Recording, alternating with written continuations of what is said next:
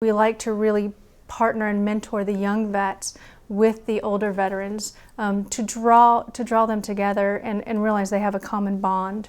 And you get a lot of healing in that. The younger veterans are finding they're getting their own personal healing by reaching out to these Vietnam veterans who did not have that support system. That's what Memorial Day is to me, is remembering and then doing something about it, taking that memory and then taking action. I have been working with veterans probably ever since I got out of service. I started this nonprofit organization, and I named it after my friend Doris Miller, the Doris Miller Memorial Foundation. And what I do with this foundation is that I help homeless veterans, and then I extend it to homeless and disabled veterans on account of the PTSD and the TBI in the later wars. In fact, when I came home on the hospital ship, that's what we had, PTSD, but and several of my men, but it wasn't known at that time.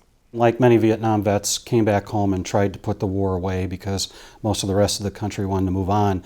And then when the Gulf War hit, my life started bringing back all those memories. So I struggled with PTSD and addiction for about 12 years. And after getting on the other side of that, determined that with these wars, that the newest generation shouldn't have to suffer the same way. So I formed Dry Hooch with some other Vietnam veterans. And Dry Hooch is a place you live in combat, and dry means no drugs or alcohol. There's a lot of things that need to happen, and all these programs are here today. It's all part of the puzzle. Guys are retiring now, and so that's what happened to me.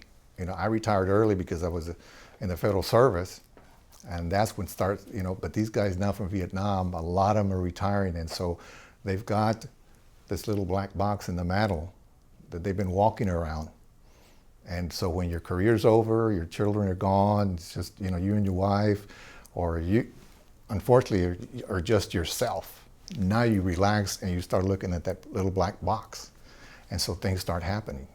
You start having nightmares, you can't sleep, you're antsy, you get angry at everything. And so that's that black box that you got to look at. Well, I was an infantryman in Vietnam, but I didn't test high for infantry. I tested high for other things, and that's the direction I took, thanks to the GI Bill. But that's what we're trying to do, is to test for aptitude and then encourage employers to train for the skills that will make for productive and loyal employees. We work with a community of partners in Wisconsin and Chicago who are not veterans, who are mental health agencies or government people. And I'm still amazed every day at those people who care and everybody who reaches out. And it's so refreshing because, as an older vet, you're waiting for the other shoe to fall. Actually, about 50% of the women that we work with are Vietnam veterans. And a big part of what we try to do is remember that these women paved the path for us. They created opportunities that we have right now. They really launched the world for us in the military. They helped open jobs for us in the military. Well, when I came home, we were not allowed to wear our uniforms.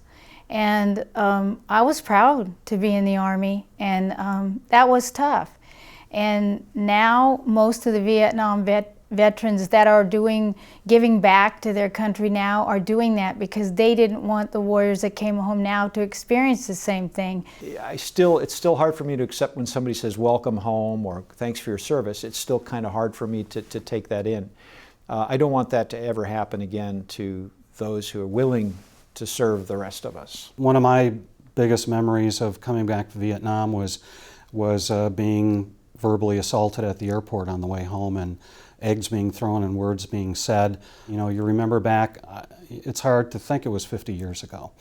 But those who struggled along the way and those who didn't make it after they got back, 60,000 close to died in Vietnam, but over 150,000 committed suicide. So it's not just making it through the war, it's making it back on the other side. Being with the young veterans, they always acknowledge you. They say, thank you for your service. Because of what you experienced in Vietnam, we've got all this stuff. The community welcoming us, and it's because of what, you guys had to go through. And so that's a pretty good feeling, you know. It's a, you know, and so yeah, they're acknowledging and yeah, that America has seen that. With the work I do, but also with, you know, just reflecting as I try to every Memorial Day on what these folks were really willing to sacrifice their lives for. You never want to forget a warrior or a soldier, no matter when it is, but Memorial makes it more special. Well, it's just a week of dedication to help people. They have to learn it and to honor all those that went before us, plus help the ones that are still living here with problems. We got to just rededicate ourselves this Memorial Day.